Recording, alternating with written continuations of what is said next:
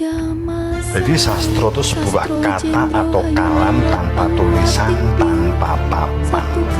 Jendra itu perihal ilmu ratu, perihal ilmu rojo, tentang keagungan. Hayuningrat itu tentang untuk rojo supaya memiliki otak dan memiliki perilaku sing arif dan bijaksana yang akan mewujudkan kedamaian semesta.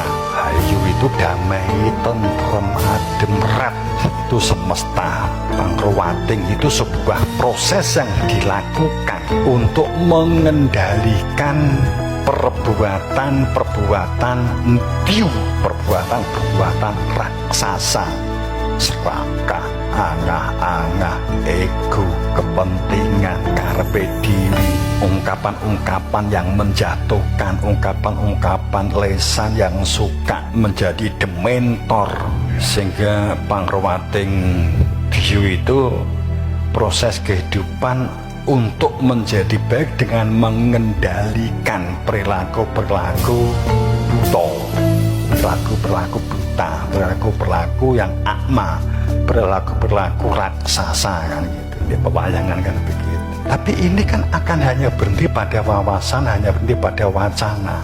Jika kita tidak mengetahui sesungguhnya ilmu apa begitu. Uraiannya seperti ini, setiap orang bisa menguraikan. Tapi pada saat sastra sih apa sih yang menjadikan raja itu supaya berfungsi, yang menjadikan supaya seseorang itu menjadi arif dan bijaksana? Adanya ilmu, satu kata yang tidak tertulis di papan dan di kertas. Ini apa? Kata yang akan membuka hakikat. Makanya kan kalau di dalam pakem-pakem dikatakan sastra jendra itu rahasia yang hanya diberikan orang-orang tertentu, sehingga ini sebutannya darah biru kan gitu. Sebenarnya kan nggak begitu. Sang pengungkap sastra jendra ini yang sekarang kita mendengar, kita menyimak, kita membaca, itu kan kita kan tidak tahu sendiri. Maksudnya si pengungkap sastra jendra Hayuningrat Pangruwating diu ki maksudnya mbiyen apa kan gitu. Kan menafsir-nafsir. Kalau dibuat simpel, adanya sebuah ilmu yang akan menunjukkan adanya hakikat. Hakikat itu keberadaan Tuhan. Adanya ilmu yang akan membuka hakikat. Hakikat yang membuka jati diri fitrah manusia. Siapa yang mengetahui dirinya maka mengetahui Tuhannya. Karena fitrah itu maknanya belahan, asal dari Tuhan. Nafahtu min, terus saya tiupkan ruh daya kuat milik Tuhan, sehingga kamu punya daya kuat, itu ruhnya Tuhan. Kamu punya daya kuat itu karena fitrahnya Allah yang diselupke, yang dimasukkan, dipinjamkan ke dalam diri saat kita umur 40 hari, 120 hari. Mana yang benar? Kemudian, tapi yang jelas bahwa intinya adanya sebuah daya kuat yang ditiupkan ke dalam tubuh pada saat kita di dalam gua garbo sang ibu, maka punya daya kuat.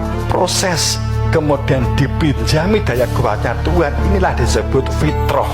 Fitrah itu maknanya belahan, sehingga fatoronas, fitrahnya manusia itu adalah daya kuatnya Allah, asalnya dari Allah. Yang menyebabkan kalau kamu berbuat itu dosa karena ada ini. Fa'akim hajaka lidini khanifah fitratallah.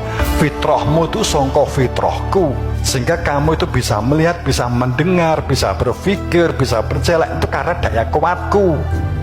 Daya kuatmu itu innalillahi wa inna ilaihi rajiun. Yang dikembalikan itu innalillahi wa inna ilaihi rajiun, itu ruh yang asalnya dariku.